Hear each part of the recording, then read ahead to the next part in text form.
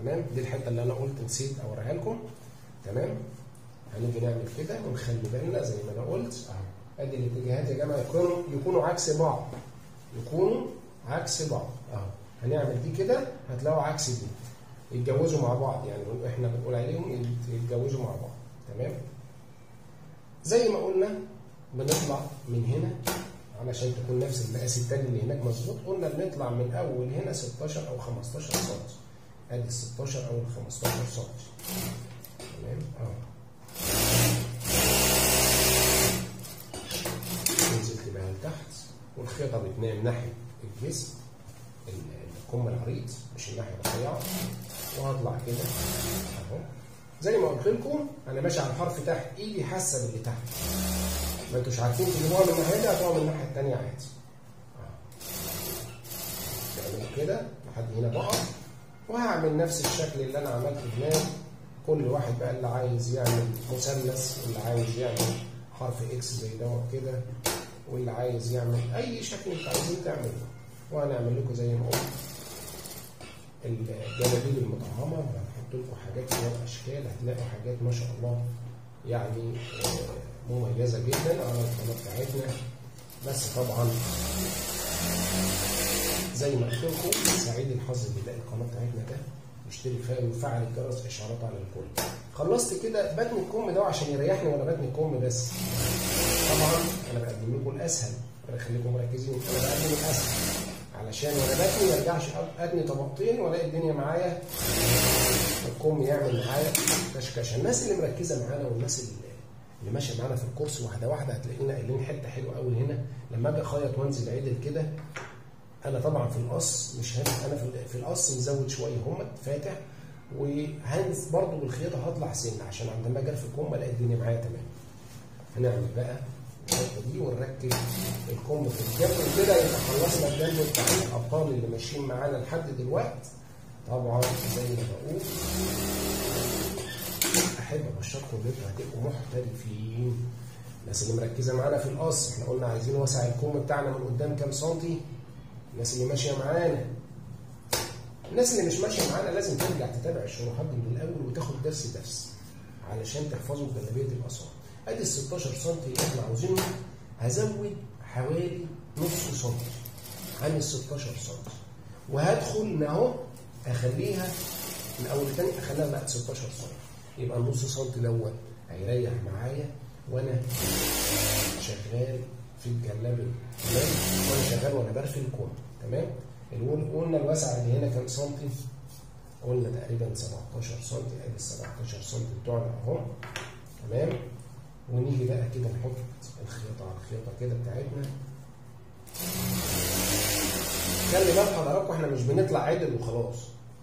خلي بال حضراتكم مش بنطلع عدل وخلاص، لا احنا بناخد بصوا يا جماعه، زي ما بقول ان الشروحات بتاعتنا شروحات تعليميه، لازم كل حاجه انا افسرها واوضحها. تمام. ولازم انتوا يبقى عندكم صبر معايا. بصوا شفتوا انا بعلم الماركه ليكم ازاي؟ بتبقى كده بنفس الدوران. ما ينفعش ان انا اجي اعدل كده. لو جيت عدل هتيجي تعلق، الزبون يجي يرفع دراعه ويلاقي الجلابيه معلقه معاه. تمام. هحط بقى الخياطه على الخياطه بالظبط. تمام. وادور الدوران بتاعي اهو كده بنفس الطريقه اللذيذه كده انا قفلت الجناب بتاعتي. تمام. وده الشكل بتاع الكم بتاعي. هسرفل دهوت ونقوم جايين مكملين ونركبها. احنا طبعا عملنا السياله الثانيه علشان ما تاخدش وقت معاكم. تمام. في التصوير ما تاخدش وقت في التصوير. وقلنا الفتحه دي بتبقى عكس الفتحه الثانيه، يعني لو حطينا دي كده هنلاقي الفتحه دي، لو حطينا الوش في الوش كده هنلاقي الفتحه دي هي نفس الفتحه دي. تمام. نيجي بعد كده احنا عملنا الكم لحد كده الدنيا معانا تمام وقفلناه. بندي الحته دي بس بونت كده، بونت شيمه على سن الابره. تمام. بونت واحد بس فقط يعني. خلي بال حضراتكم ان احنا عايزين دي بنفس الطريقه كده. اوعوا تطيروا بقى الزياده عشان الناس اللي متابعه معانا في القص، احنا عايزين دي كده زي ما هي كده. تمام. هنركبها بقى ازاي؟ المنتصف بتاعنا فين؟ المنتصف بتاعنا اهو. هنحط المنتصف كده بنفس الطريقة، المنتصف على المنتصف، هنقفل القفلة بتاعتنا بنفس الطريقة كده اهو.